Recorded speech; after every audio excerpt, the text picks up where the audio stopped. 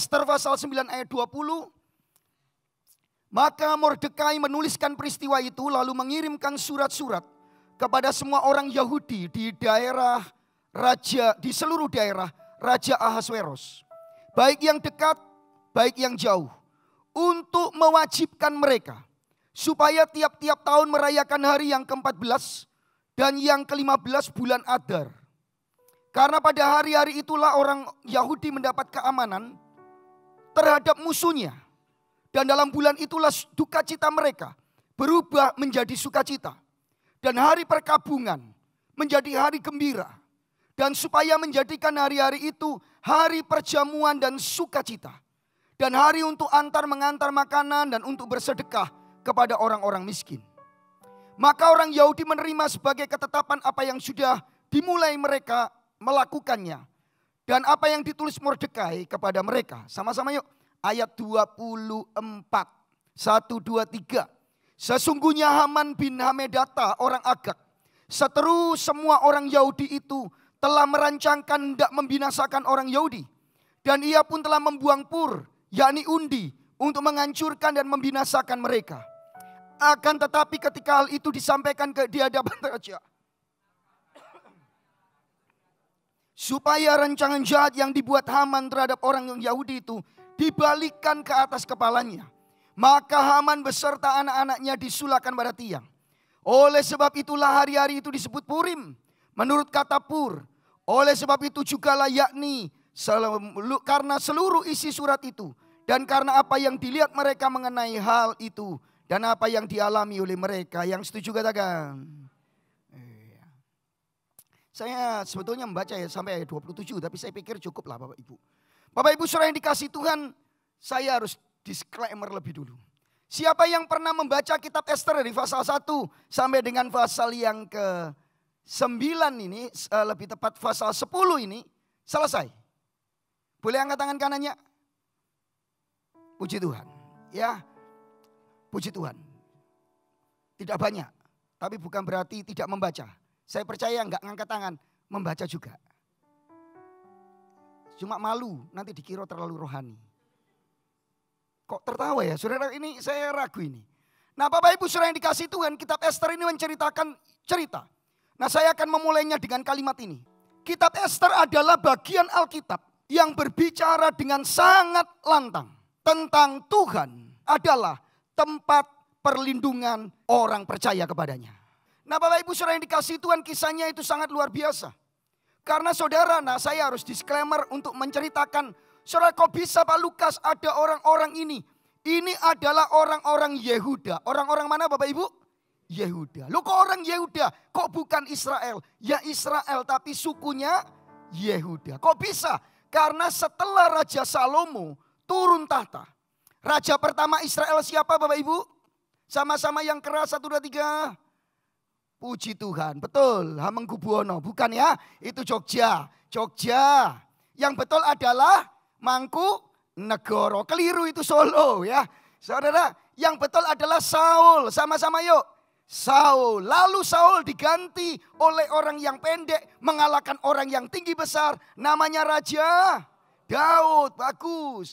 Yang ketiga, Raja Daud diganti anaknya, namanya Salomo. Nah Bapak Ibu saudara yang dikasih Tuhan, setelah Raja Salomo, kerajaan Israel itu pecah ceritanya gitu. Yang satu kerajaan utara, yang satu kerajaan pinter. Yo pilihannya utara yo selatan. Ojo utara sama barat. Ya timur sama barat. Jadi jemaat ini pinter-pinter ya. Jadi saudara kerajaan utara itu Israel disebutnya. 10 suku. Sebutkan sukunya, gak usah lah ya. Nah kerajaan yang kedua selatan. Betul kan utara sana kan? Betul ya selatan sana. Kerajaan selatan itu kerajaan Yehuda. Terdiri dari 2 suku Yehuda dan Benyamin. Ditambah sebagian orang-orang Lewi. Ada di selatan. Mereka pecah Bapak Ibu. Nah kerajaan yang Israel utara dibuang karena dosa. Saya nunggu musiknya loh. Ya, musiknya apa enaknya gini nih ya. Mereka dibuang ke Asyur. Dibuang kemana Bapak Ibu? Asyur. Tahun 722 sebelum Masehi. Duluan mereka dibuang ke Asyur. Nah, saya membicarakan kerajaan Yehuda. Tapi Bapak Ibu Saudara yang dikasihi Tuhan, kerajaan Yehuda juga terus berdosa. Berdosa. Lalu Tuhan mendisiplin. Walaupun Bani Korah berkata, kota Sion itu berdiri teguh. Ya, ketika Allah ada di sana. Ketika mereka berlindung kepada Allah. Yehuda karena dosa kerajaan Yehuda dibuang ke Babel. Dibuang kemana Bapak Ibu? Babel. Tahun 586 sebelum Masehi. Nah, setelah dibuang ke Babel, berapa tahun di pembuangan? Ada yang tahu? 70 tahun. Berapa Bapak Ibu? 70 tahun dibuang. Mereka dikembalikan pada waktu pemerintahan yang namanya Raja Kores. Mohon maaf ya, kita harus dengar dulu ini cerita begini. Seperti sekolah minggu saja. Tapi sekolah minggu juga gak diajar loh gini nih. Jangan-jangan. Jadi mereka keluar kembali ke Yerusalem. Ada gelombang pertama dipimpin oleh namanya itu Serubabel bin Sealtiel. Dan Sesbasar. Gelombang kedua dipimpin oleh Esra. Gelombang ketiga dipimpin oleh Nehemia. Kok hafal Pak Lukas? Iya. Karena saya ngafalkan. Dan untuk ngafalkan ini saya nggak bisa tidur sampai jam 3 saudara-saudara. Enggak ya. Karena memang saya di bidang perjanjian lama. Bapak Ibu saudara yang dikasihi Tuhan, kembali saya mau cerita. Nah, ketika mereka kembali gelombang pertama Sesbasar dengan Zerubabel, gelombang kedua Esra, masih ada orang Yahudi yang ketinggalan di Babel. Nah, yang ketinggalan ini di zaman sekitaran Nehemia adalah Ester dan orang-orang di Babel di sebuah benteng namanya Benteng Susan. Benteng apa Bapak Ibu? Wih, gitu. Nah, Bapak Ibu saudara yang dikasihi Tuhan, ini orang-orang Yahudi kumpul di sana dan saudara pada zaman Raja Ahasweros. Sama-sama yuk ngomong Ahasweros 1, 2, 3. Iya. Yang nama lain, nama aslinya. Bukan asli sih sebetulnya. Nama dunianya. Oh kok dunia ya? Ini bukan nama rohani. Apa ini namanya? Nama sejarahnya umum itu Kerkes. Ada yang pernah nonton film 300? Oh ya, terima kasih. Ada yang pernah nonton film 300? Jumat Kliwon, angkat tangan Jumat Kliwon. Saudara, kok gak susah ini ya Pak? Kan bisa beda gitu loh. WWWW, angkat tangan yang suka nonton WW. Ya saudara jangan ya, ojo loh ya. Saya nggak nyuruh loh, ini saya bukan khotbah itu. Tapi saya ingin memberitahu saudara, ada 300, nah itu lawan Kerkes. Digambarkan dia orangnya kurus, kemudian maaf, gondol. Ya maaf ya Bapak Ibu. Kenapa yang gondrong kok mantuk-mantuk saudara-saudara. Saya minta maaf kepada yang kurang gondrong ya. Saya nggak mau noleh juga ya. Jadi Bapak Ibu saudara yang dikasih Tuhan, dia gebotak kemudian pakai tinggi dan orangnya sakti Bapak Ibu. Begitu ceritanya. Dan kejam. Nah inilah Ahasweros. Nah saudara yang menarik adalah kisahnya itu di tengah-tengah pembuangan itu. Jadi orang Yahudi, orang Yehuda di sana, orang-orang buangan. Tiba-tiba Ratu Ahasweros, Wasti itu turun Bapak Ibu. Gak disukai lagi apapun alasannya. Saya gak mau cerita sekolah minggu panjang-panjang. Lalu kemudian naiklah perempuan Israel. Namanya siapa sama-sama? Esther. Itu nama Persia Bapak Ibu. Dari kata sitare yang artinya bintang. Star. Tapi nama aslinya Hadassah. Yuk kita ngomong nama aslinya. 1, 2, 3. Nah Hadassah itu bunga kecil yang khusus, yang warnanya baunya harum.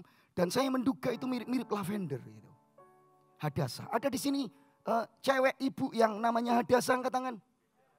Hah? Ada. Puji Tuhan. Wow, mosok. Itu kalau nggak salah namanya Hi loh, bukan Hadassah. Kenal saya gitu. Cehi. Ternyata Hadassah. Saudara yang dikasih Tuhan, menarik adalah kejadian ini di situ. Oke, cukup sampai di situ. Saya akan ceritakan, saya lanjutkan. Nah saudara yang dikasih Tuhan, dan kisahnya kemudian ada ancaman untuk orang-orang Yahudi yang ada di pembuangan itu. Akan digenosida, akan dibunuh semua. Nah saudara-saudara yang dikasih Tuhan, dan kemudian Tuhan melepaskannya. Ini disclaimer-nya aja. Tuhan melepaskan, Tuhan melindungi umatnya. Itu sebabnya saya mengatakan bahwa kitab Ester adalah bagian Alkitab yang berbicara dengan lantang tentang Tuhan adalah tempat perlindungan kita. Yang setuju katakan amin. Saudara, sehingga saudara-saudara yang dikasih Tuhan, itu sebabnya kenapa saya memilih kitab ini.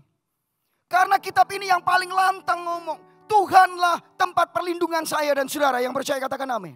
Dan itu ada 3 kebenaran, saya tambah 1 lagi 4 untuk aplikasi praktisnya.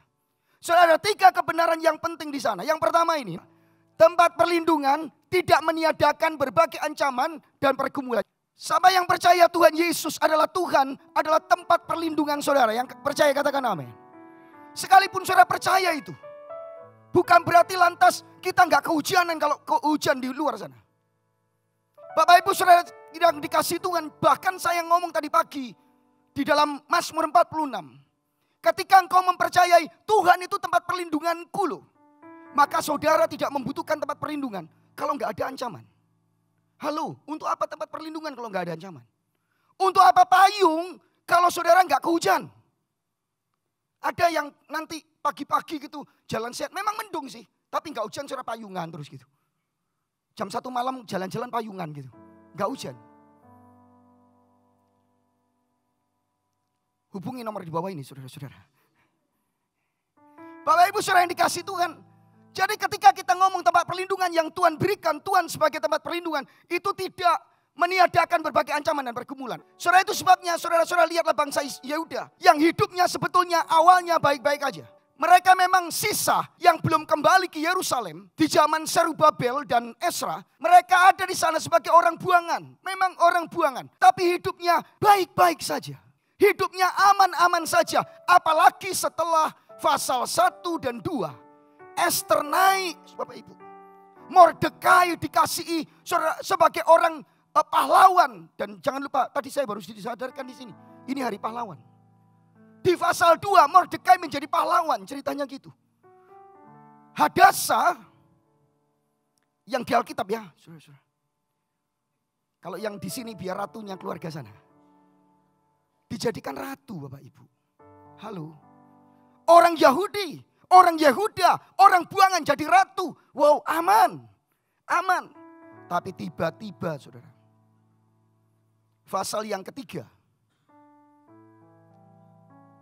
Ada satu tokoh yang muncul. Kalau kita lihat cerita itu kan. Atau drama. Pernah lihat drama kan Bapak Ibu ya? Ketoprak. Pernah lihat ya Bapak Ibu? Wes lo drog, oh Ibu. Mesti ada tokoh antagonisnya. Begitu kita melihat pasal yang ketiga. Saya bacakan untuk saudara ayat yang kelima. Ketika Haman melihat bahwa Mordekai, ini pamannya Hadasa atau Ester, tidak berlutut dan sujud kepadanya, maka sangat panaslah hati Haman. Tetapi ia menganggap, perhatikan ayat 6 ini. Ini bukan hanya orang yang gila hormat, tetapi ia menganggap dirinya terlalu hina untuk membunuh hanya Mordekai saja. Karena orang telah memberitahu kepadanya kebangsaan Mordekai itu. Bahwa Mordekai adalah orang Yahudi. Jadi Haman mencari ikhtiar membunuh, memunahkan semua orang Yahudi. Yakni bangsa Mordekai itu di seluruh kerajaan Ahasweros. Saudara, kemudian singkat cerita ditulislah surat. Pada hari dan cara mencari harinya dipur. Artinya diundi. Pada hari yang ditentukan. Bulan Adar, kalau saya nggak salah itu antara November, September. Kalau Hanukkah itu nanti dekat-dekat dengan Natal. Jadi ya seperti ini, pas-pas gini, November, September. Bulan Adar akan ditentukan semua orang Yahudi. Semua orang Yahudi, keturunan Yahudi di mana saja di wilayah Ahasweros. Bunuh. Rampas hartanya. Dan mereka nggak boleh melawan. Saudara bisa membaca itu. Saudara-saudara yang dikasih Tuhan. Kemudian surat-surat itu dibikin. Kemudian dicap. Karena Haman ini dekat dengan Raja Ahasweros. Dipercaya. Lalu dicap dengan cincin yang seringkali kita sebutnya meterai itu. Lalu salinan surat dikirimkan ke seluruh kota. Bisa bayangkan saudara. Di Babel, di benteng Susan itu. Sebuah kota itu. Kota-kota kecil sekitarnya dan sampai meluas kemana-mana. Ayat 15 saya bacakan pasal 3. Maka dengan tergesa-gesa berangkatlah pesuruh-pesuruh cepat itu. Karena waktu itu belum ada JNT, JNE. Atas titah raja dan undang-undang itu dikeluarkan di dalam benteng Susan. Sementara raja itu serta Haman duduk minum-minum santai. Tetapi kota Susan menjadi gempar. Saudara, bukankah hidup ini tidak lepas dari ancaman, tantangan, dan pergumulan? Yang setuju dengan saya ngomong setuju gitu. Kita bisa kaget. Barusan gereja saya itu kaget. Saya lebih kaget lagi. Ketika dengar ada jemaat saya yang saudara baik-baik aja. Dia jualan, dia hidup sederhana. Dia sehat-sehat saja. Barusan kita keluar naik bis dengan kaum wanita. Saudara ada retreat sehari begitu semacam itu. Dia yang pimpin nyanyi di atas bis. Saudara baik-baik aja. Hari Minggu datang ke gereja dan saya ketemu dia kaget. Karena kok seperti orang stroke jalannya. Lalu saya bilang kepada adiknya, periksakan kakakmu. Karena saya takut dia bukan jatuh. Karena dia bilang, oh jatuh Pak. Oh, enggak. Saya lihat ini bukan masalah jatuh ini. Tapi keseimbangannya terganggu. Coba kamu cek darah dan semua. Iya betul Pak, memang ada darah tinggi. Ya, tapi cek lagi. Saya takut dia ini pra-stroke. Awas lu ada golden time-nya katanya. Ya kan? Lalu dia periksa betul-betul. Hari Selasa dia datang nangis kepada saya. Pak Lukas, kakak saya. Kenapa kakaknya? Ada tumor di otak. 7x7, tebalnya 5 cm. Dan itu di pusat otak, mendorong otak untuk mendorong ke mata. Dibiarkan bisa buta. Dan kalau diambil agak sulit tempatnya. Langsung sesek. Ini jemaat. Saya gembala. Tak tahan. Apalagi keluarganya. Ada saat-saat yang sulit yang bisa aja datang kepada saya dan saudara. Tuhan adalah tempat perlindunganku, bukan berarti kita ini saudara bebas dari hambatan, bebas dari segala-galanya. Kita tidak membutuhkan tempat perlindungan Bapak Ibu. Di dalam ketenangan. Saudara nggak membutuhkan tempat perlindungan di tempat yang tenang maupun dalam kenyamanan. Tetapi kita membutuhkan perlindungan saat kita berada di dalam badai. Saat saudara menghadapi kekhawatiran, ketakutan. Saat saudara menghadapi kehancuran, kesedihan, rasa sakit. Saudara-saudara yang dikasihi Tuhan, justru itulah saya bersyukur bahwa hari ini saudara dengar berita bahwa Tuhan adalah tempat perlindungan yang pasti dalam hidup kita. Jangan kemana-mana. Kalau hari ini saudara mengalami tantangan kesesakan, jangan dulu putus asa. Jangan putus asa. Saya ingin memberitahu saudara, karena memang kita memiliki tempat perlindungan yang sejati, tempat perlindungan yang pasti, yang percaya katakan. Saya ingin sampaikan semua kebenarannya. Wow, kalau Tuhan tempat perlindunganku, semua hancur, semua beres. No. Justru kalau Alkitab memberitahu Tuhan tempat perlindungan. Kalau nggak ada ancaman, untuk apa tempat perlindungan? Itu nanti jadi candi Bapak Ibu. Halo, saudara tahu tempat wisata di Indonesia? Saya pelayan ke Gorontalo dan kemudian saya diajak teman didatangi di tempat saya menginap. Lalu temannya istri saya, ayo Lukas, ayo. Meta, saya ajak wisata ke Gorontalo. Wisata apa? Ternyata saya diajak ke benteng. Benteng, tempat perlindungan. Tempatnya tinggi, bagus bentengnya. Banyak pintu-pintu, banyak semua. Dan di atas, ini bentengnya orang Portugis katanya. Tapi mohon maaf, sekarang itu tempat wisata. Kenapa? Ya nggak ada ancaman Pak. Ada sini tidurnya dibongkar angkat tangan. Halo, nggak ada. Ketika kita memberitahu Tuhan adalah tempat perlindunganmu. Hidup ini bukan berarti tanpa ancaman. Tetapi yang pasti ada Tuhan tempat perlindungan saya dan saudara. Yang percaya katakan. Yang kedua, tempat perlindungan. Saudara-saudara yang dikasihi Tuhan, tempat perlindungan yang melindungi umatnya. Itu yang diceritakan oleh kitab Ester dari pasal 1 sampai pasal 10. Tuhan bukan hanya tempat perlindungan yang menantikan mereka yang mau berlari, yang mau berlindung kepadanya. Ketika Alkitab Mazmur, kitab-kitab Mazmur, pasal-pasal di Mazmur membicarakan dia tempat perlindungan, bukan seperti kita megang payung dan dia kemudian menutupi kita saja dan dia nggak berbuat apa-apa. Kalau tempat perlindungan kan akan tetap gitu loh. Hujan, saudara, dalam bahasa Yunaninya nyiup ke sini. Ini tetap kan. Saya itu suka bercanda saudara. Dan saya punya teman satu juga lebih suka bercanda lagi. Kita suka menggoda satu dengan yang lain. Karena di tempat umum dia pemalu. Kadang saya malu kelakuannya dia. Dia malu dengan kelakuan pendeta Lukas ini. Satu kali kita ada di tempat umum di Cuban Talun di atas, saudara. Hujan. Sudah bingung, kita nggak punya payung. Saudara tahu ada tempat kios gitu. Payung gede tuh, saudara. Tempatnya meja. Dengan santai saya langsung lari ke sana. Saya cabut, saudara-saudara. Ayo payungan pakai ini. Saudara, dan kemudian saya ditangkap dan membayar 20.000. Tolong dikembalikan Pak, bukan itu properti untuk dipinjam, saudara-saudara. Saya ingin memberitahu saudara, sebetulnya nggak terpakai sih, tapi orangnya mungkin ya oke lah ya, saudara. Terus saya bilang, oh ya saya mau pinjam, bayarlah sama orangnya. Nggak tahu pemiliknya atau bukan kan kita ngerti juga. Cuman saya yang memberitahu saudara, tempat perlindungan itu kan dia diam aja, kita yang ke situ. Halo. Tapi Tuhan nggak begitu. Dialah pelindung yang tidak pernah berdiam diri untuk umatnya yang percaya, katakan amin. Saudara, tahukah saudara bahwa kitab Ester ini adalah sebuah kitab yang nggak ada nama Tuhan dan Allah sama sekali. Selain dari kitab Kidung Agung, kalau saya tidak salah.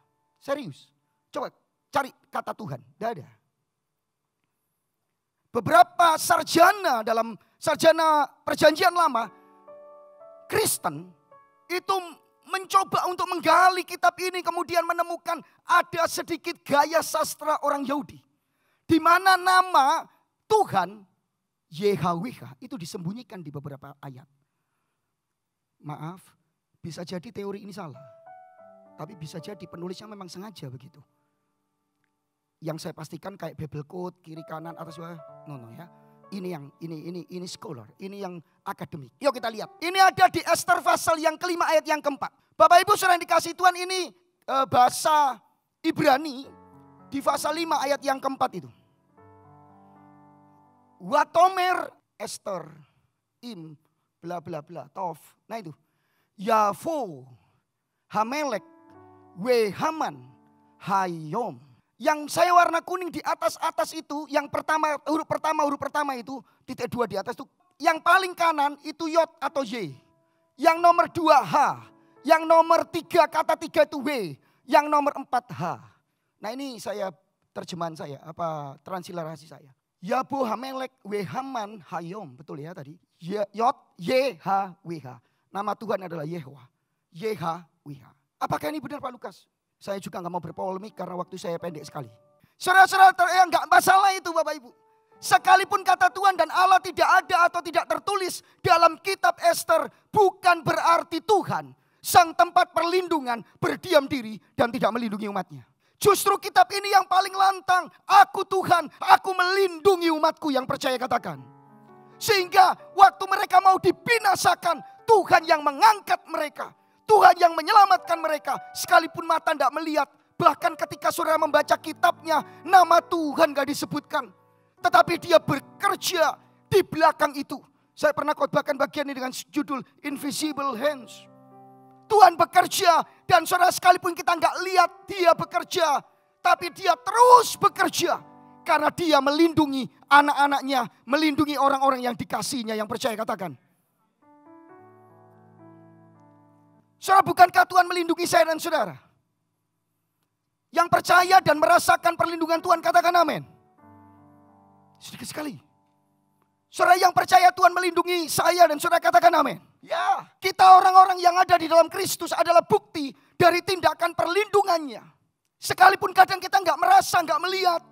Kita kok ada masalah Pak, loh ini ancamannya jelas. Saya kok sakit Pak Lukas, bukan berarti Tuhan nggak bekerja di sana. Saya kok merasa ditinggalkan sendiri, bukan berarti engkau ditinggalkan sendiri. Karena Tuhan tetap benteng perlindunganmu.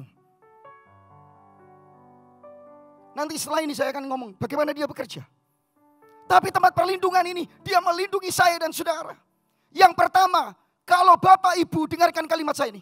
Kalau Bapak Ibu saudara termasuk saya ada di ruangan ini. Saudara duduk di sana, saya berdiri di sini. Saya percaya. Itu karena campur tangan Tuhan dan bukan kekuatan saya dan saudara yang percaya, katakan amin. Saya nggak ngerti apa yang saudara lewati itu. Saya dan istri saya melewati banyak hal. Saya harusnya sudah nggak ada di sini. Istri saya divonis ini tumor, tinggal ganas atau jinak saja. Beberapa kali istri saya itu ada benjolan, maaf, miom atau apa, belum tahu ya, miom atau kista di dalam rahimnya. Ada banyak yang kami lewati dan kami tahu satu hal, Tuhan adalah tempat perlindungan yang sejati. Kalau saudara ada di sini, ini bukti bahwa saya dan saudara dalam perlindungan Tuhan. Dia bukan tempat perlindungan yang menunggu kita berlari kepadanya. Dia yang berlari kepada saya dan saudara yang percaya, yang mengerti, katakan amin. Yang kedua, Bapak Ibu saudara yang dikasih Tuhan tetap di sini. Bukti yang kedua, saudara dan saya yang sudah di dalam Kristus, yang percaya Tuhan Yesus, katakan amin. Pada waktu saudara-saudara memakan roti lambang tubuh Kristus, minum tadi anggur lambang darah Yesus. Tahukah saudara, itu adalah harga yang dibayar supaya saudara dan saya terlindung dari hukuman Allah. Terlindung dari murka Allah. Tetapi oleh karena kematian Kristus di kayu salib. Karena begitu besar kasih Bapa, sang tempat perlindungan. Maut, murka Allah ditanggung oleh Yesus Kristus Tuhan kita. Sang tempat perlindungan kita. Sehingga ketika kita berhadapan dengan Allah harusnya mati. Tetapi karya Kristus menudungi kita, melindungi kita. Sehingga saudara dan saya diterima sebagai anak-anaknya di hadapan Allah Bapa kita. Yang ngerti katakan. Yang ngerti katakan. Mau bukti apa lagi? Kalau cuma sakit sembuh itu kecil. Dibandingkan kita sudah diselamatkan. Dari murka Allah. Siapa yang bisa lepas dari murka Allah? Kalau Allah di pihak kita, siapa lawan kita? Amin. Tapi saya balik. Kalau musuhmu adalah Allah sendiri, siapa yang bisa membela saudara? Kecuali Allah oleh karena kasihnya memberikan Yesus Kristus. Membela saya dan saudara. Sehingga saya dan saudara diampuni, dilepaskan, dilindungi dari murka Allah. Kita beroleh hidup kekal selamanya. Yang percaya katakan amin. Kalau gitu saudara-saudara yang dikasih Tuhan, percayailah perlindungan Tuhan. Yang terakhir, tempat perlindungan yang pasti. Yang percaya katakan amin. Kenapa Pak Lukas? Sederhana, karena dia Allah. Tuhan adalah tempat perlindungan yang aman, yang sanggup melindungi kita. Karena dia Tuhan, dia Allah. Saya sebetulnya ada satu khotbah lagi yang saya siapkan saudara-saudara. Tapi istri saya protes. Teks itu terlalu sering dibahas. Ganti teks yang jarang dibahas. Saya mau emosi saudara-saudara. Yang gampang kenapa sih? Gitu. Ini mesti nyerita ulang. Tapi saya jadi ingat, wah ayatnya bagus ini. Tuhan lagi ngomong kepada kita. Tuhan adalah tempat yang aman. Karena dia memang Allah. Yang percaya katakan amin. Kalau dia Tuhan bukan saja yang maha kuasa. Dia sanggup mengerjakan banyak hal. Sanggup membelah lautan bla bla bla. Tapi dia bukan hanya Tuhan yang maha kuasa. Tapi dia Tuhan yang mengontrol segala sesuatu. Yang percaya katakan amin. Memang nama Tuhan gak ada di dalam ini. Tapi Tuhan ngatur. Di pasal 1-2 sebelum umat Yehuda akan dibunuh. Diancam untuk dibunuh. Tuhan. Sang pengontrol, pengatur dunia. Sudah membuat Esther jadi orang kedua ratu di benteng Susan. Sebelum ada aniaya, sebelum ada surat untuk menganiaya dan membunuh orang-orang Yahudi. Tuhan mengatur sedemikian rupa. Mordekai muncul sebagai pahlawan bagi Raja Ahasweros. Yang luar biasa nanti baca pasal 6 ayat 1-3. Raja ini saudara, Raja Ahasweros yang jahat tadi loh. Yang kejam tadi loh. Saudara raja ini gak bisa tidur malam. Bapak-bapak, kalau gak bisa tidur apa yang bapak-bapak lakukan? Scroll. Ini baru jawaban yang heran setengah mati saya. Scroll, tapi memang itu sekarang ini. Beda, soalnya saya pendeta Bapak Ibu. Saya ambil remote, berdoa bukan. Pendeta juga belum tentu rohani. Saya ambil remote TV. Scrollnya TV. Setel berita yang kita gak terlalu suka. Kemudian kita tidur. Ternyata beritanya menarik. Halo, betul ya? Pertanyaan saya, kalau raja gak bisa tidur, kira-kira apa yang dibuat? Kalau saudara raja, apa yang sudah buat? Halo, raja loh ini. Buka buku sejarah. Buka buku sejarah. Kalau jemaat Kristen, saya percaya buka Alkitab, supaya bisa tidur. Raja ini saudara bisa aja bangunkan biduan-biduan. Bangun semua pesta. Ayo. Gak pesta tak penggal semua ini. Raja. Dan saudara kalau membaca ayat di bawahnya. Nanti yang menjawab omong-omongan raja ini. Biduanda. Pelayannya. Dan itu wanita. Tapi yang menarik Ada apa raja itu gelisah di malam hari. Kemudian justru bukan rame-rame nari-nari, minum-minum, makan-makan, pesta, party. Ada bidu Anda. Tapi justru diambil buku sejarah. Di mana itu tercatat. Mordekai pernah menolong dia. Tapi belum dapat ganjaran atau upah atau penghargaan. Wow. Siapa yang mengerjakan? Belum cukup. Dia yang menggerakkan hati raja. Ketika Esther, kalau perempuan Esther mau menghadap raja, ditolak, mati Esther. Tapi hari itu raja mengulurkan tongkat emasnya. Dan Esther diterima. Siapa yang menggerakkan hati raja? Siapa yang menggerakkan keberanian untuk Mordekai dan Esther? Siapa yang menggerakkan Raja Ahasveros untuk menerima Esther? Siapa yang membuat kondisi berbalik? Siapa yang menyebabkan ketakutan di antara orang-orang musuh Yehuda yang mau membunuh? Jawabannya cuma satu. Sang pengontrol alam semesta ini. Siapa namanya? Allah kita di dalam Tuhan Yesus Kristus yang percaya, katakan. Yang terpenting itu bukan bagaimana kuat dan besarnya hujan badai yang menghantam kita. Tetapi di mana saudara dan saya berlindung. Karena ada perlindungan yang pasti di dalam Tuhan kita Yesus Kristus. Yang setuju katakan. Kalau gitu Bapak Ibu, mari kita merayakan perlindungannya. Kalau saudara duduk di sini, semua karena karya perlindungan Allah di dalam Yesus Kristus. Kalau kita bisa memuji Tuhan karena karya perlindungannya, kita gak perlu ke neraka, tapi perlu hidup kekal. Yang setuju katakan. Ayo kita merayakannya. Di pasal 9 itu membagikannya. Kita perlu membagikan, ada banyak orang di sekitar kita hari-hari ini seperti banyak yang kehilangan Kristus. Banyak yang kehilangan pengharapannya di dalam Kristus. Tugas kita Bapak Ibu, bagikan, mereka perlu perlindungan yang sejati. Yang terakhir, pastikan saudara dan saya terus berlindung di tempat yang pasti aman. Di dalam Kristus Yesus Tuhan kita.